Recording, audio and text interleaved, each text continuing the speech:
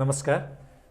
Mica नेपालको प्रस्तुति covid special कार्यक्रममा आज पनि हामी उपस्थित भइसकेका छौँ र यो कोभिड स्पेशल कार्यक्रममा हामी समाजका विभिन्न क्षेत्रमा क्रियाशील रहनुभएका व्यक्तित्वहरूलाई हाम्रो स्टुडियोमा बोलाउँछौँ र उहाँहरूसँग कुराकानी गर्छौँ।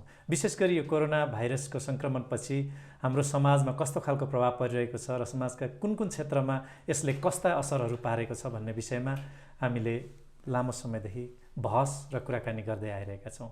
यसै क्रममा आजको बहसमा हामीसँग एकजना यस्तो व्यक्तित्व हुनुहुन्छ जसले ललितपुर जिल्लामा रहेर लामो समयदेखि पत्रकारिताको क्षेत्रमा सञ्चारकर्ममा आफ्नो योगदान पुर्याउनु भएको छ र आजको बहस हाम्रो सञ्चार क्षेत्रमा कोभिडको कारणले पुगेको असर यसैको क्षेत्रमा रहेर हामी कुराकानी गर्नेछौँ। र आज हामीसँग हुनुहुन्छ, आज हाम्रो अतिथि हुनुहुन्छ पत्रकार महासङ्घ ललितपुरका अध्यक्ष तथा नयाँ सडक.com का सम्पादक ज्ञान प्रसाद पौडेलजी। उहाँलाई स्वागत गरौँ। स्वागत छ। धन्यवाद तिर्छ। आज हाम्रो कार्यक्रममा आइदिनु भयो, तपाईँलाई धेरै धन्यवाद, स्वागत गर्न चाहन्छु। विशेष गरी तपाईँलाई पनि धेरै धेरै धन्यवाद। यो कोभिड स्पेशल कार्यक्रम भएकोले हामी आजको कार्यक्रम विशेष गरी कोभिड मा नै रिलेटेड रहेर यसमा नै रहेर हामी कुराकानी गर्नेछौँ। कस्तो हुनुहुन्छ व्यक्तिगत रूपमा? होइन, मेरो व्यक्तिगत त म ठिक छु। अब सामान्यतया कोभिडका कारणले समाजमा त्यसपछि चाहिँ व्यवसायमा सामान्य असर त देखिनु स्वाभाविकै हो। व्यक्तिगत रूपमा त ठिक छु सर। यहाँले लामो समयदेखि पत्रकारिता क्षेत्रमा आफ्नो समय व्यतीत गर्नुभएको छ अथवा लामो अनुभव छ यहाँको। कोभिडभन्दा अगाडि र कोभिड पछिको पत्रकारितालाई हेर्नु पर्यो भने कसरी हेर्न सकिन्छ?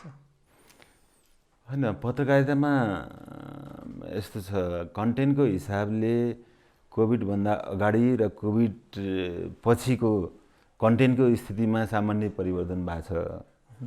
अब पत्रकारिता त्यस्तो लाई व्यावसायिक रूपमा हेर्ने हो कि कन्टेन्टको रूपमा हेर्ने हो, त्यसमा फरक पर्छ। सामान्यतया खास ठुलो डिफरेन्स चाहिँ देखिन्न कोभिड अगाडि र कोभिड पछाडि पत्रकारिताको कन्टेन्टको कुरा गर्दा चाहिँ।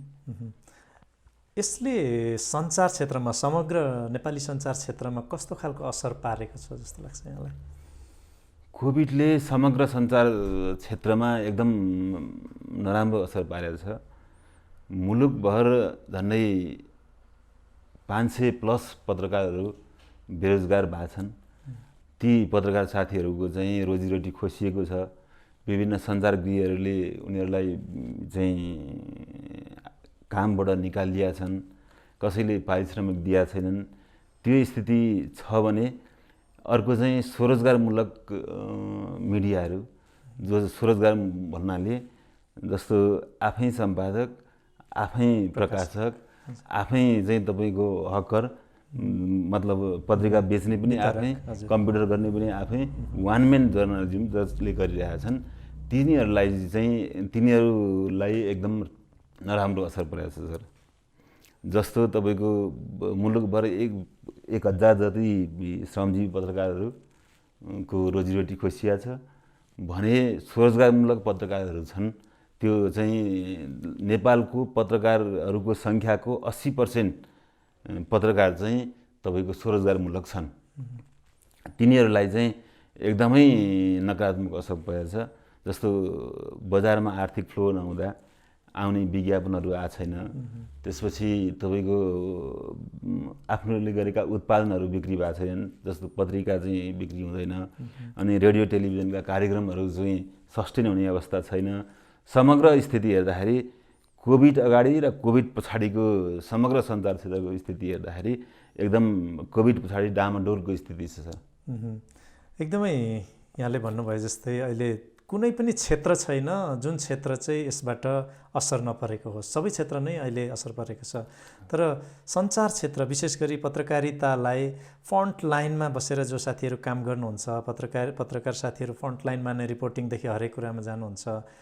तर कस्तो विडम्बना भन्नुपर्छ, चौथो अङ्ग भनेर हामी जसरी परिभाषित गर्छौँ, सबभन्दा आइसोलेसनमा परेको, सबभन्दा मार्जिनलाइज भएको क्षेत्र यो जस्तो लाग्छ कि। किनभने बिजनेसको क्षेत्र, अरू क्षेत्र चाहिँ डाइरेक्टली बिजनेसमा घाटा भयो भने सरकारले हरेक क्षेत्रबाट हेर्ने, तर पत्रकारहरूलाई चाहिँ सरकारी तौरबाट अथवा कुनै पनि क्षेत्रबाट त्यस्तो प्रायोरिटीमा राखेर प्राथमिकतामा राखेर यो क्षेत्र पनि प्रभाव परेको छ है भनेर हेरेको देखिँदैन हैन। हो एकदम। त्यस्तो अवस्थामा तपाईँले कसरी निहाल्नु भएको छ, के गर्न सकिन्छ होला यो अवस्थामा, पत्रकारहरूको यो अवस्थामा राज्यले के गर्दै हुन्थ्यो अथवा राज्यले अहिलेसम्म के गरिरहेछ?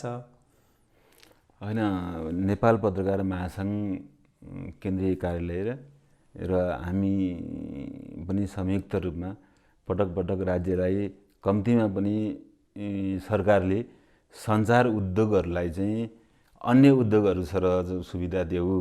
जस्तो औषधि उद्योगहरूले एउटा चाहिँ फेसिलिटी पाउँछन्, तपाईँको कार्पेट उद्योगहरूले एउटा फेसिलिटी पाउँछन्, गार्मेन्ट उद्योगहरूले एउटा फेसिलिटी पाउँछन्, तर सञ्चार उद्योग जसले चाहिँ राज्यले कुनै सुविधा दिएको छैन। एउटा सञ्चार उपकरण ल्याउनेमा पनि निश्चित पर्सेन्ट चाहिँ सहुलियत दिएको छ, नत्र अन्य कुराहरूमा कुनै किसिमको सहुलियत दिएको छैन। अब पत्रकारहरूको बिमा गर भन्दा बल्ल बल्ल दुर्घटना बिमा चाहिँ राज्यले गरिदिएको छ। त्यो दुर्घटना बिमाको चाहिँ खासै असर त्यति देखिँदो रहन्छ। त्यसलाई चाहिँ हामीले जीवन बिमामा लानुपर्छ भनेर पहल गरिरहेका छौँ। जीवन बिमामा लगियो भने कम्तीमा पत्रकार 25 वर्ष 20 वर्ष काम गरेपछि एउटा चाहिँ एमाउन्ट, एउटा चाहिँ राहत प्याकेजको रूपमा त्यो आउँथ्यो भन्ने हाम्रो माग छ। अब सञ्चार उद्योगहरूलाई चाहिँ राज्यले कम्तीमा अरू उद्योगहरूको सरह सुविधा दिएदेखि, जस्तो बैंकिङ लोनको प्रोसेसको कुरा हुन्छ। अहिले पत्रकार भनेर तपाईँ बैङ्कमा लोन माग्न जानुहोस्, तपाईँले लोनै पाउनुहुन्न, त्यस्तो स्थिति छ। त्यसो हुनाले राज्यसँग पत्रकार, समग्र पत्रकार सञ्चार क्षेत्रले माग्ने भनेको चाहिँ अन्य उद्योग सरह सञ्चार उद्योगहरूले नि सुविधा पाउन्, अनि सञ्चार क्षेत्रलाई चाहिँ एउटा छुट्टै प्याकेजको रूपमा हेर्नु पर्यो। जसकी ती उद्योगहरू चाहिँ अहिले कोभिड पछाडि सबै रुग्ण भइसके, यो रुग्ण उद्योगहरूलाई कसरी चाहिँ बचाउने हो त्यतितिर सरकार लाग्नु पर्यो भनेर हामीले पटक पटक सरकारसँग माग गरेका छौँ। एकदम यहाँहरूले जे गरिराख्नु भएको छ पत्रकार महासङ्घ जिल्ला शाखाको तर्फबाट, यहाँले जुन पहल गरेर जिल्लामा भएका पत्रकार साथीहरूको सुरक्षाको लागि प्लस सङ्क्रमित साथीहरूको उपचारको लागि जुन पहल गर्नुभएको छ, एकदमै सराहनीय काम गर्नुभएको छ। अर्को पाटो हेर्दाखेरि सञ्चारकर्मीहरू जसरी फ्रन्टलाइनमा हुनुहुन्छ, उहाँहरू रिक्समा हुनुहुन्छ, उहाँहरूको हामीले हेऱ्यौँ। अलिकति मलाई सोध्न मन लागेको कुरा, अहिले यो पछिल्लो कालमा जुन पत्रकारिता अथवा यो मिडियालाई परिभाषित गर्ने दायरा नै फराकिलो भएर गयो। जब युट्युब अथवा टिकटक अथवा कुनै सामाजिक सञ्जालहरूले जुन किसिमको गर्यो, त्यसपछि आएको उसमा यो एक खालको पत्रकारिताभित्र पनि यो कोभिड पछि एक खालको भ्रम फैलाउने, सामाजिक सञ्जालहरूमा नकारात्मक सन्देशहरू फैलिने धेरै उसले गर्दाखेरि जनमानसमा पोजिटिभ भन्दा नि नेगेटिभ सन्देश बढी गएको पाइन्छ हैन? के लाग्छ यहाँलाई? होइन, समग्र कोभिड अगाडि भन्दा पनि केही वर्ष अगाडिको पत्रकारिता र केही वर्ष यताको पत्रकारिता, त्यसपछि कोभिड अगाडिको पत्रकारिता, कोभिड पछाडिको पत्रकारितामा डिफरेन्स देखिया छ। जस्तो सामाजिक सञ्जाल चाहिँ एकदम सशक्त रूपमा आएपछि तपाईँको पत्रकारिताको एउटा परिभाषै परिवर्तन गर्नुपर्छ कि परिभाषै चेन्ज गर्नुपर्छ कि भन्ने पनि एक खालको छ। तर सोसियल साइटहरू जुन किसिमले आछन्, सोसियल चाहिँ न्यु मिडियाहरू, यो चाहिँ एकदमै तपाईँको जस्तो टेलिभिजन, पत्र पत्रिका, रेडियो प्रोग्रामहरूलाई पनि माफ गर्ने गरी एकदम आक्रामक तरिकाले आछन्। अब यसलाई कसरी व्यवस्थित गर्ने भन्ने विषयमा हामीले चाहिँ विभिन्न 2-3 कार्यक्रम पनि गरिसकेका छौँ। अब यसलाई चाहिँ व्यवस्थित गर्नैपर्छ। सोसियल साइटहरूलाई पनि कसरी चाहिँ सञ्चार कर्ममा ढाल्न सकिन्छ भनेर यसरी सोचिरहेको छ सर। त्यही त, कुनै पनि सोसियल मिडिया अथवा विशेष गरी अहिले त युट्युब हैन, युट्युबमा आफ्नै च्यानल खोलेर धेरै साथीहरूले चाहिँ युट्युब पत्रकारितालाई, अब त्यसलाई पत्रकारिता भन्ने कि नभन्ने त्यो छुट्टै बहसको विषय होला, तर जे मन लाग्छ त्यही, जस्तो खालको सामग्री भेटिन्छ त्यस्तै भाइरल हुनको लागि, भ्युज बढाउनको लागि पत्रकारिताको सामान्य धर्मलाई पनि अङ्गीकार नगरिकन प्रसारण हुने सामग्रीहरूले समाजमा कस्तो खालको सन्देश दिइरहेको छ? होइन, भयङ्कर एकदमै नकारात्मक सन्देश दिएको छ। जस्तो तपाईँको एउटा उदाहरण भन्छु म। यहाँ चाहिँ रातो मच्छिन्द्रनाथको रथ तान्दाखेरि एकजना पत्रकार साथीले तपाईँको ढुङ्गा टिपेर चाहिँ हान्नुभयो। प्रेसको ज्याकेट लाएर तपाईँको चाहिँ प्रहरीलाई हान्नुभयो। त्यसपछि मैले चाहिँ सिडिओ र चाहिँ एसएसपीसँगको मिटिङमा युट्युबका पत्रकारहरूलाई चाहिँ तपाईँले यहाँ चाहिँ कार्यक्रममा आउनै नदिनुहोस् भनेर म आफैले भने। त्यसपछि मान्छेको जनमानसले हेर्ने दृष्टिकोण फरक भएको छ। पत्रकारहरूले के गर्नुहुने के नगर्नुहुने कम्तीमा आचार संहिता मात्रै राम्रोसँगले अध्ययन गरेर पत्रकारिता गर्दैदेखि हुन्थ्यो। तर साथीहरूको त्यस्तो छैन। त्यसले गर्दा पनि तपाईँको विशेष गरी युट्युब, तपाईँले आज टेलिभिजनमा 10 लाख चाहिँ धरौटी राख्नुहुन्छ टेलिभिजन खोल्नका लागि। त्यसपछि महिनाको चाहिँ लगभग $2000 चाहिँ तपाईँले सर्भरको तिर्नुहुन्छ। सारा प्रक्रिया कर तिर्नुहुन्छ, ट्याक्स तिर्नुहुन्छ, भ्याट तिर्नुहुन्छ, सारा गर्नुहुन्छ। टेलिभिजनको छैन, युट्युब चाहिँ तपाईँको सर आछ, अनि आफ्नै उसले गरेको छ, आफैले चाहिँ तपाईँको जे पाए त्यही भनेको छ। समाजमा एक खालको भ्रम फैलिएको छ। त्यसैले युट्युबरलाई चाहिँ छुट्टै एउटा सञ्चार कर्ममा ल्याउने, नैतिकवान बनाउने, त्यस्ता चाहिँ विकृत साइटहरूलाई चाहिँ बन्द गर्ने भन्ने हाम्रो माग छ सर। अब हामी अलिकति हाम्रो कुराकानीलाई अगाडि बढाउँदाखेरि पत्रकार महासङ्घ ललितपुर शाखाको कुरा गरौँ। यहाँ नेतृत्वमा हुनुहुन्छ, पत्रकार महासङ्घ ललितपुरको अध्यक्षको रूपमा नेतृत्व गरिराख्नु भएको छ। कसरी गइरहेछ यहाँको नेतृत्व? यहाँले के गर्नुभयो अध्यक्षको नेतृत्व सम्हालेपछि? अबका प्लानहरू के छन्? होइन, ललितपुरमा पत्रकारिता मैले चाहिँ 60 सालबाट ललितपुरलाई केन्द्रित बनाएको। मैले 58 सालबाट पत्रकारिता सुरु गरेको। अन्य क्षेत्रको भन्दा ललितपुरको पत्रकारिता अलिकति डिफरेन्स छ। यो ललितपुर चाहिँ कस्तो भयो भनेदेखि तपाईँको मफुसल पनि होइन र केन्द्र पनि होइन।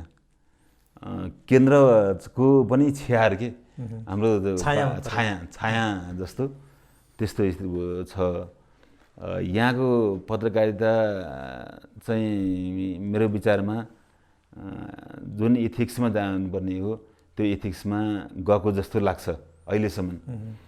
र पत्रकार महासङ्घको कुरा गर्दा विगतदेखि जुन किसिमको एउटा संस्थागत हुने क्रममा हुर्किँदै आएको थियो, मेरो कार्यकालमा आएपछि कम्तीमा पत्रकार महासङ्घको एउटा स्थायी कार्यालय भएको छ।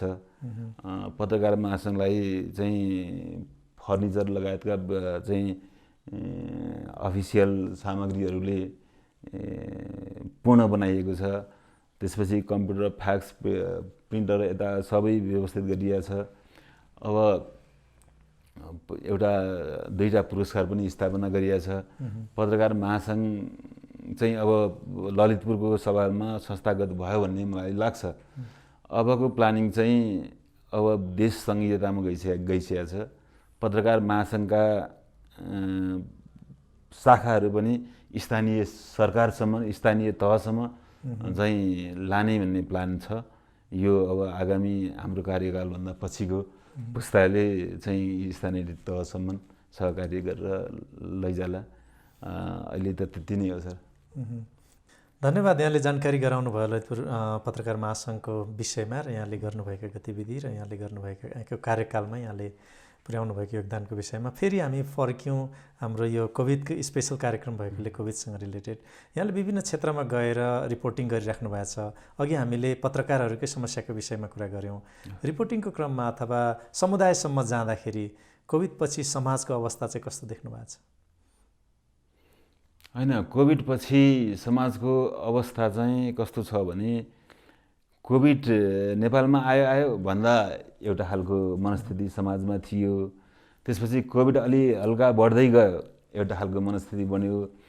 अब कोभिड चाहिँ एकदम चरम उत्कर्षमा पुग्न लाग्यो। समाजको चाहिँ धारणा, समाजले हेर्ने दृष्टिकोण अर्को भयो। जस्तो सुरुको चरणमा कोभिड लागेको मान्छे, व्यक्ति अथवा घर अथवा टोलमा तपाईँको पुरै सिल गरेर चाहिँ के नभए जस्तो समाजले चाहिँ पुरै बहिष्कार गर्ने जस्तो हुन्थ्यो।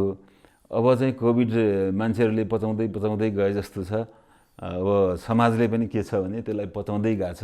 तपाईँ एउटा घरमा अथवा एउटा कोठामा भयो भने अर्को कोठामा अथवा अर्को घरमा त्यति छिछि दूर गर्ने खालको वातावरण बनिएको छैन। त्यो चाहिँ सकारात्मक रूपमा लिएको छ। हो नि, सुरुको अवस्थामा त स्वास्थ्यकर्मी कोही डाक्टर नर्सहरू छन् उनीहरूलाईसम्म आउन नदिने, कति ठाउँमा त ताला लगाइदिएको अवस्थासम्म पनि हामीले देख्यौँ। टोलै तपाईँको टोलमा छिर्ने गल्लीहरू नै सिल गर्थे सुरुमा। तर त्यो धारणा अलिकति परिवर्तन भएको छ, त्यसलाई चाहिँ सकारात्मक रूपमा मान्नुपर्छ। धारणा एकातिर परिवर्तन भयो, तर अर्कोतर्फ हेर्ने हो भने सङ्क्रमण दर विशेष गरी काठमाडौँ भ्यालीभित्र त एकदमै धेरै बढेको छ नि त। अहिले दैनिक 3-4 हजारको सङ्ख्यामा सङ्क्रमण बढेको देखिन्छ। यसले त अहिले हिजो मात्रै मैले एउटा रिपोर्ट हेर्दै थिएँ, कुनै पनि काठमाडौँको हस्पिटलहरूमा आइसियू र भेन्टिलेटर छैन भन्ने खालको समाचार आइरहेछ। भने सर्वसाधारणले अहिलेको अवस्थामा कोभिडबाट सङ्क्रमित भएका, सिकिस्त बिरामी भएका मानिसहरूले कसरी सुविधा पाउने त? होइन, एकदम जटिल छ सर यो विषयमा चाहिँ। जस्तो म मानव अधिकार आयोगको एउटा अनुगमन कमिटीमा पनि छु। त्यो हामीले अनुगमन गर्दाखेरि पनि उपत्यकाका कुनै पनि हस्पिटलमा तपाईँ भेन्टिलेटर अथवा चाहिँ आइसियू पाउनलाई गाह्रो छ। अनि समग्र चाहिँ उपचार पाउनै तपाईँको सामान्य ज्वरो आएर गएर तपाईँ सिधै जानु हो भने पनि तपाईँले सामान्य उपचार पाउनु पनि त्यति नै झन्झटिलो छ। त्यसैले यसलाई सहजीकरण गर्नुपर्छ चाहिँ हामीले पटक आवाज उठायौँ। त्यसमा खासै सुनवाई भएको छैन। अहिले सरकारले चाहिँ उपत्यकाका सबै हस्पिटललाई चाहिँ कोभिड हस्पिटलमा परिणत गरेको छ। अब सबै हस्पिटललाई कोभिड हस्पिटलमा परिणत गर्यो, तर अब यहाँका जनरल बिरामी, दीर्घरोगी यिनीहरूलाई व्यवस्थापन कसरी गर्ने? त्यो त कोभिडभन्दा पनि अर्को खतराको रूपमा चाहिँ आउने स्थिति सिर्जना भएको छ। जस्तो मृगौला डायलिसिस गर्ने मान्छेहरू दिनमा कति हुन्छन्, त्यसपछि तपाईँको एक्सिडेन्ट भएर कति हुन्छन्, कहीँ त अब सामान्य रुगा, खोकी, ज्वरो आदि रोगहरूले पनि त मान्छेहरू आउँछन् नि हस्पिटलमा, तिनीहरूको उपचार नहुने अवस्था भएको छ। यसलाई चाहिँ राज्यले छिटै सम्बोधन गर्नुपर्छ जस्तो लाग्छ सर। हाम्रो कुराकानीलाई निरन्तर अगाडि बढाइरहेका छौँ हामी। विशेष गरी आजको कार्यक्रममा नेपाली सञ्चार माध्यममा कोभिड-19 पछि कस्तो खालको प्रभाव परेको छ र यसले हामीलाई, हाम्रो सञ्चार माध्यमलाई पारेको प्रभाव र यसबाट अबको समाधानको बाटो के हुन सक्छ भन्ने विषयमा हामी ललितपुर पत्रकार महासङ्घका अध्यक्ष ज्ञानप्रसाद पौडेलजीसँग कुराकानी गर्दैछौँ।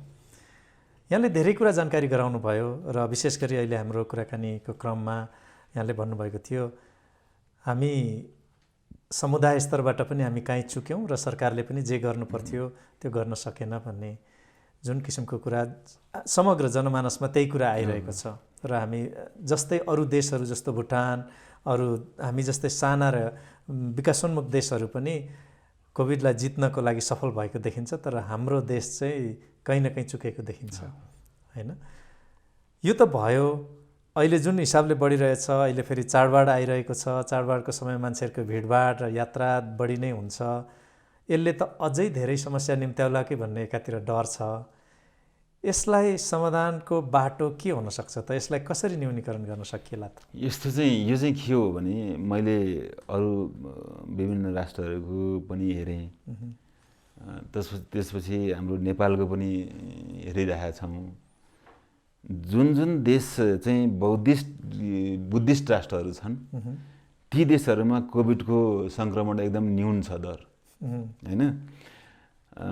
अरू देशहरूभन्दा चाहिँ तपाईँको इन्डिया हेर्नुहोस्, नेपाल हेर्नुहोस्, अनि तपाईँको अरू देशहरू हेर्नुहोस्, बौद्धिस्ट राष्ट्रहरूभन्दा अरू देशहरूमा कोभिडको सङ्क्रमण एकदम व्यापक फैलिएको छ। यो हुनुको मुख्य कारण के रहेछ भने मान्छे चाहिँ नैतिकवान हुने, धार्मिक प्लस नैतिकवान। बौद्धिस्टहरू एकदम नैतिकवान, बिहान उठ्ने, तातो पानी खाने, त्यसपछि आफ्नो नित्यकर्ममा त्यही किसिमले लाग्ने, यहाँ जानु हुँदैन भनेपछि नजाने, अनि आफ्नो सोसियल मेन्टेन त्यही किसिमले गर्ने। तपाईँको जस्तो भुटानको हेर्नुहोस् जिरो छ, अहिले त लगभग जिरोमै ल्याइसक्यो। त्यसपछि जापानको हेर्नुहोस्, थाइल्यान्डकै हेर्नुहोस्। थाइल्यान्ड चाहिँ तपाईँको विश्वको चाहिँ पर्यटनको केन्द्र होइन, विश्वको ठाउँ मान्छेहरू चाहिँ त्यहाँ घुम्न आउँछन्, मनोरञ्जन गर्नका लागि आउँछन्। त्यहाँ चाहिँ हेर्नुहोस् कोभिडको चाहिँ प्रभाव छैन। त्यस्तै अन्य राष्ट्रहरूमा पनि कोभिडको बौद्धिस्ट राष्ट्र जुन जुन छन् तिनमा चाहिँ एकदम न्यून छ, अरू राष्ट्रहरूमा चाहिँ बढी छ। यो कारण चाहिँ के रहेछ भने तपाईँको मान्छे नैतिकवान हुनु पऱ्यो, समुदाय नैतिकवान हुनु पऱ्यो, अनि राज्यले त्यही किसिमले ट्रिट गर्नु पऱ्यो। यहाँ त हाम्रो चाहिँ राज्यले पनि त्यही किसिमले ट्रिट गरेन, समुदाय पनि एकदम नैतिकवान भएनन्। यो सँगै चाडबाड आउँदैछ। चाडबाडमा यो कोभिड चाहिँ अब हिमालदेखि पहाडसम्म जहाँ नफैलेका गाउँहरूसम्म पनि पुग्ने स्थिति छ। दसैँमा तपाईँको घर जाने आउने कसैले नै कोभिडको रूपमा लाने ल्याउने भएपछि चाहिँ यो सङ्क्रमण एकदम उच्च दरमा बढ्ने हो कि भन्ने त्रास छ। यसलाई चाहिँ राज्यले कसरी कन्ट्रोल गर्ने हो राज्यले सोच्ने कुरा हो। साँच्चै नै अहिलेको अवस्थालाई हेर्दाखेरि कतिचोटि यो नियन्त्रणभन्दा बाहिर गएको हो कि भन्ने जस्तो लाग्छ। आशा गरौँ हामी सबै, तपाईँले भने जस्तै हामी सबै जनमानसमा सबै जनता नै नैतिकवान भयौँ र इमान्दार भयौँ भने सायद यसलाई रोक्नलाई, यसबाट विजय प्राप्त गर्नलाई सरकारले गरेन भन्नुभन्दा पनि हामी कसरी आफै नै सचेत हुन सक्छौँ भन्ने कुरा चाहिँ महत्त्वपूर्ण रहेछ। तपाईँले भन्ने उदाहरण दिनुभयो धेरैवटा देशको। साँच्चै नै त्यो जुन देशका नागरिकहरूले नैतिक रूपमा इमान्दार भएर पालना गरेका छन् त्यो देशमा सङ्क्रमण एकदमै कम छ हैन। हाम्रो देशमा यो खालको मानसिकता छ। हामी लकडाउनभरि पनि धेरै ठाउँमा प्रेसको ज्याकेट लगाएर अथवा प्रेस लेखेर नक्कली उहरू पनि धेरै मानिसहरू बाहिर निस्केका, किनकि बाहिर निस्किँदा आफूलाई बहादुर सम्झिने होइन, प्रेसको ज्याकेट लगाएर अथवा नक्कली लगाएर जाँदाखेरि चाहिँ आफूलाई केही नै जिते जस्तो सम्झिने मानसिकता भएकोले पनि धेरै यस्ता खालका कुराहरू पास लिन पायो भने आफूलाई के नै गरे जस्तो सम्झिने यसरी बढेको देखिन्छ। अबको समाधानको उपाय के देख्नुहुन्छ एज अ मिडिया कर्मीको हिसाबले? किन स्वास्थ्य सेवाले कस्तो खालको दिइरहेछ, सरकारको नीति निर्माणको तहबाट कस्ता खालका डिसिजनहरू भइरहेका छन्, र एज अ मिडिया कर्मी के गर्यो भने चाहिँ अब हामी यो कोभिडमाथि विजय पाउन सक्छौँ जस्तो लाग्छ? अत्यन्तै महत्त्वपूर्ण क्वेसन सोध्नुभयो। यो चाहिँ अलिक गाह्रो पनि छ, यो विश्लेषण गर्न पनि अलिक अप्ठ्यारो छ। तपाईँको राज्यले चाहिँ कोभिडलाई जित्नका लागि जुन जुन कदम चाल्नुपर्ने हो त्यो कदम तत्त कदम अहिलेसम्म चाहिँ चाले पनि प्रभावकारी भएन कि भन्ने जनमानसमा गुनासो छ। अब कोभिडबाट जित्नका लागि समुदायले नैतिकवान हुनु पर्यो, राज्यले त्यही किसिमले ट्रिट गर्नु पर्यो, त्यसपछि कोभिडबाट सहज तरिकाले जित्न सकिन्छ। समग्रमा नकारात्मक कुरा मात्रै गरेर हुँदैन। कोभिडबाट जति नेपालमा इफेक्ट पर्ने हो, समुदाय मानव स्वास्थ्यमा जति असर पर्ने हो त्यो चाहिँ क्रमशः बढिरहेको छ, तर जति पर्नुपर्ने हो त्यो चाहिँ परेको छैन।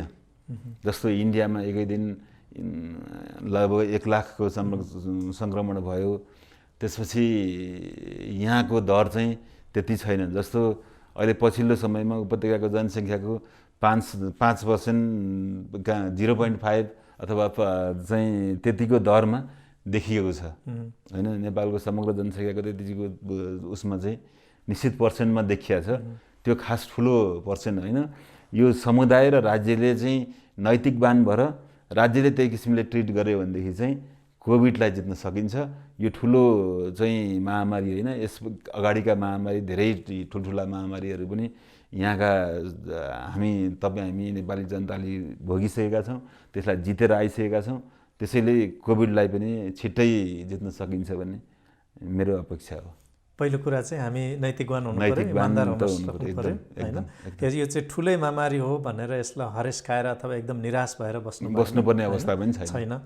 हामी यसलाई जित्छौँ भनेर मनोबल लिनु हो, पर्यो र सकारात्मक सन्देश दिनु पर्यो। सही हो। विशेष गरी म हाम्रो यो कार्यक्रम मार्फत नै विशेष यहाँ पत्रकार महासङ्घको अध्यक्ष ललितपुर शाखाको अध्यक्ष भएको हैसियतले पनि म के भन्न चाहन्छु भने हाम्रा मिडियाकर्मी साथीहरूलाई पनि सकारात्मक र पोजिटिभ सन्देश दिउँ होइन।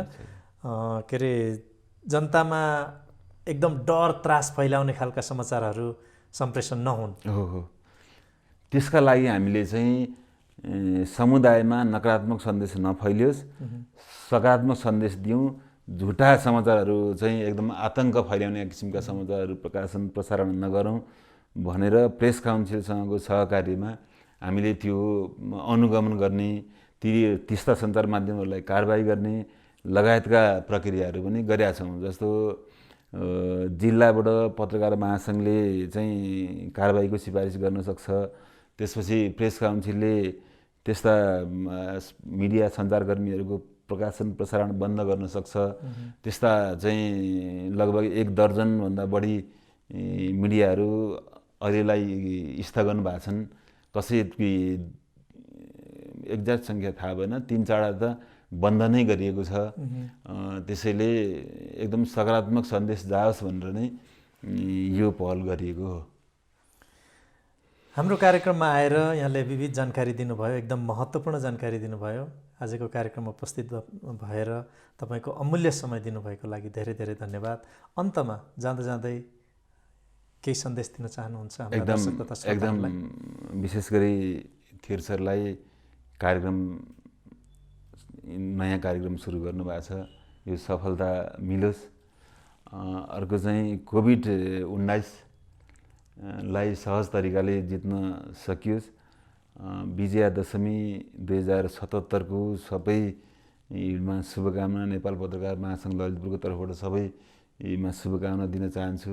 यहाँहरूको टिमलाई पनि शुभकामना दिन चाहन्छु। अन्तमा एउटा कुरा छुटेछ, त्यो बिचमा हामीले के गरेका थियौँ, राज्य र तपाईँहरूले के गर्नुभयो सञ्चारकर्मीका लागि भनेर चाहिँ। जस्तो प्रेस रजिस्ट्रारको कार्यालय 3 नम्बर प्रदेशले र नेपाल पत्रकार महासङ्घले फ्रन्ट लाइनमा खटिने सञ्चारकर्मी साथीहरूलाई इन्सुरेन्स बिमा गरिदिएको छ। ललितपुरको पनि लगभग 150 सञ्चारकर्मी साथीहरूको इन्सुरेन्स गरेका छौँ। केही सञ्चारकर्मी साथीहरूको बिमाको दाबीका लागि पहल पनि गरिएको छ। त्यस्तै चाहिँ तपाईँको नेपाल पत्रकार महासङ्घ, प्रेस काउन्सिल नेपाल लगायतले पनि बिमा गरिदिनु भएको छ फ्रन्ट लाइनमा खटिने सञ्चारकर्मी साथीहरूलाई। त्यही कुरा चाहिँ त्यो बिचमा जोडिदिनु। ल धन्यवाद। हस्, धेरै धेरै धन्यवाद।